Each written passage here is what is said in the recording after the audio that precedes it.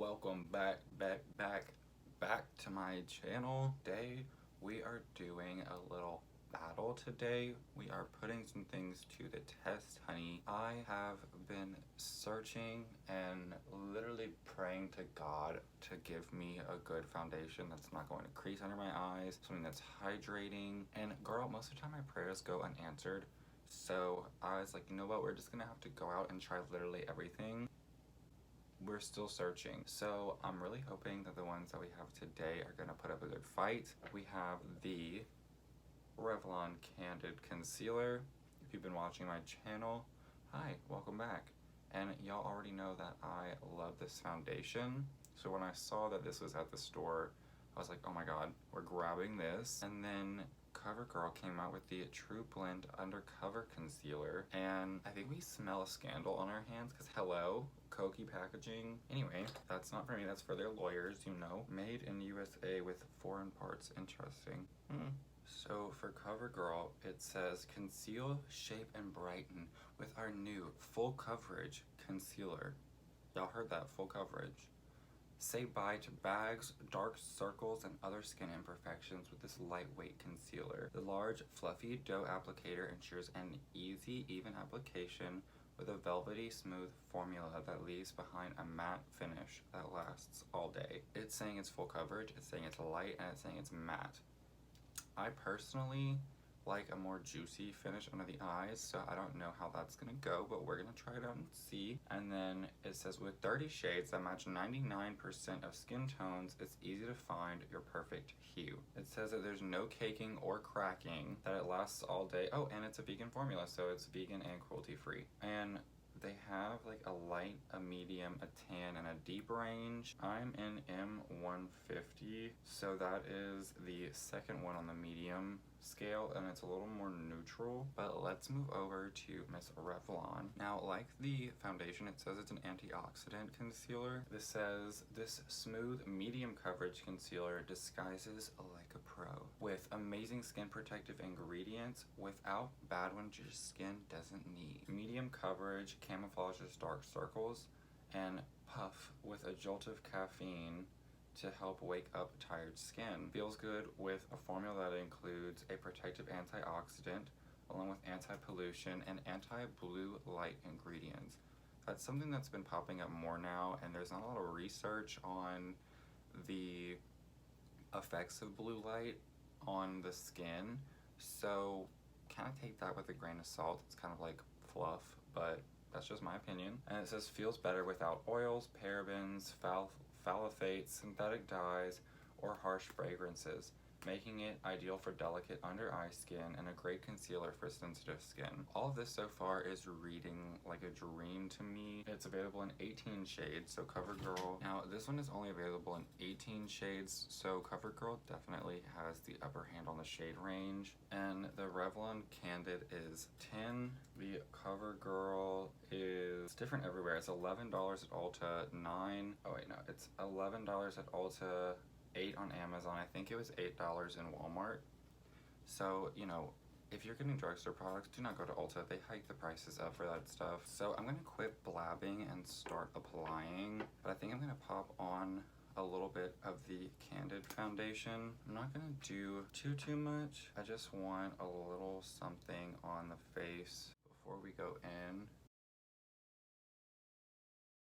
Now I'm also gonna do a wear test today with all of these products. You know, I really want to see how they last and what the realty is. So on this side I'm going to use the Covergirl, and on this side I'm going to use the Revlon.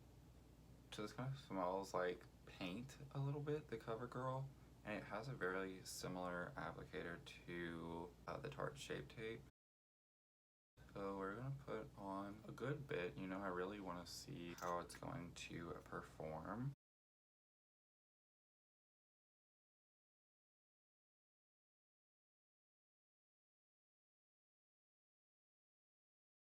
Wow, so that's really pretty. You know, we're gonna compare, we have some foundation right here, but we don't have any concealer in this region, and this is very blank canvas. It's actually got a little dew to it, so I want to see what it looks like when it sets on its own. But so far I'm not mad at it. The full coverage claim isn't really a lie either. I don't really see much redness peeking through.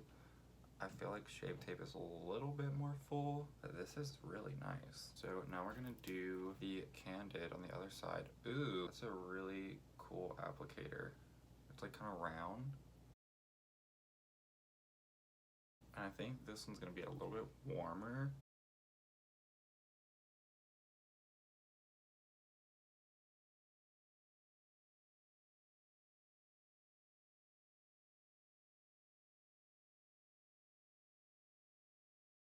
So this one is definitely a little warmer and a little more of like a yellowy undertone, but it's still really pretty.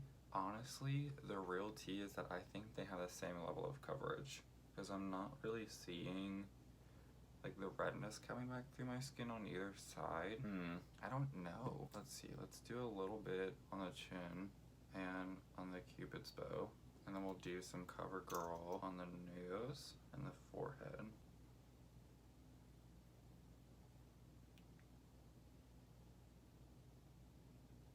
So I definitely am gonna have to wear this all day. Right off the bat, I want to say I like the Revlon more. I think it might be the color that I like more. And for some reason it looks less dewy than this one, which Covergirl said it's matte and Revlon said they were kind of more juicy. So we're just gonna see kind of what happens. I'm gonna do a little contour on the cheeks and the nose just to see.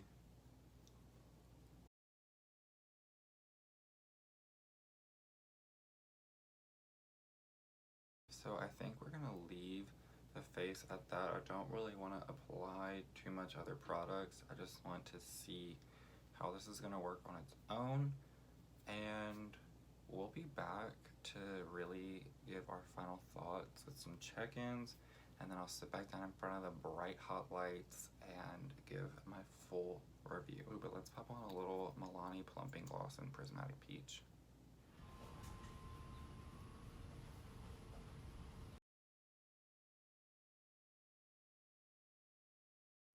So we're doing a check-in. It's been about 2 hours, and I want to say, which this is kind of odd for me, right in here I have some creasing going on, and I don't really know why, so on camera we're just gonna kind of pounce that out.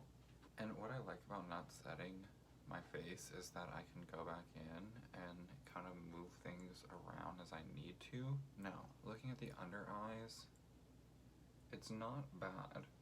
I have really big like creases in my eye naturally, so I never expect a concealer to not crease at all. It's just unrealistic.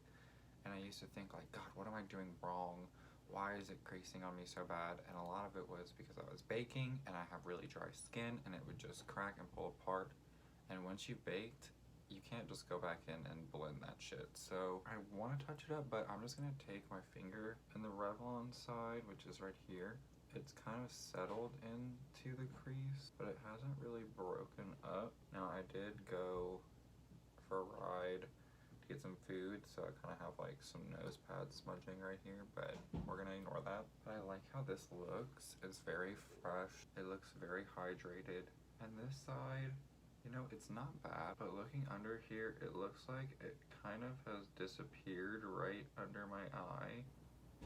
So that whole like no flaking, no cracking thing isn't really holding up in my opinion. So I'm actually gonna go back in with my sponge and see if I can manipulate her a little bit. Okay, I don't really want to mess with it anymore. I know that these lights are making it look like kind of flawless on both sides. I will say I'm seeing a little bit of darkness in on this side and a little bit like right in here where it's kind of starting to break up. But let me get in a little closer and turn that brightness down.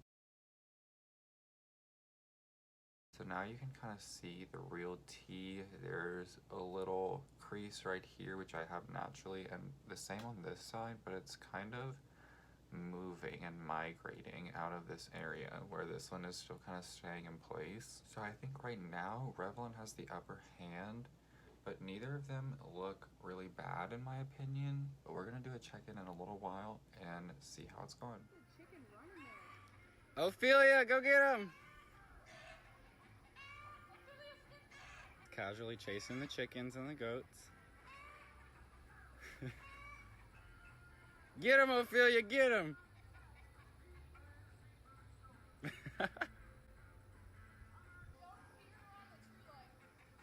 Get him, Ophelia, get him!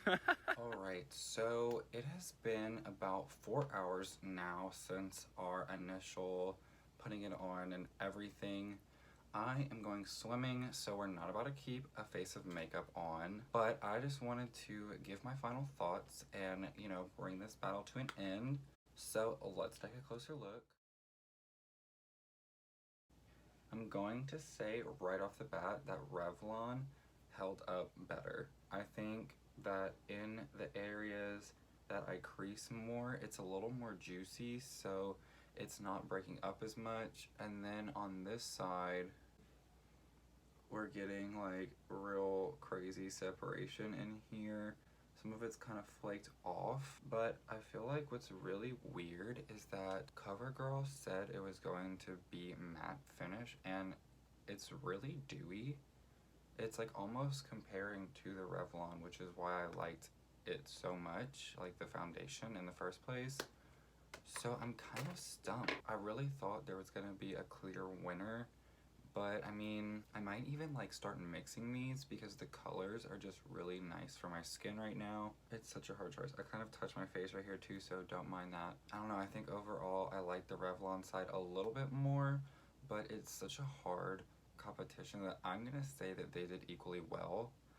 And so if you're looking to pick one of these up, you know, I would say either one is really, you know, a good choice. Covergirl did have a better shade range, but I think that Candid has better ingredients and does more for your skin, so it's kind of up to you. Can't find your shade in Revlon, then maybe go with the Covergirl.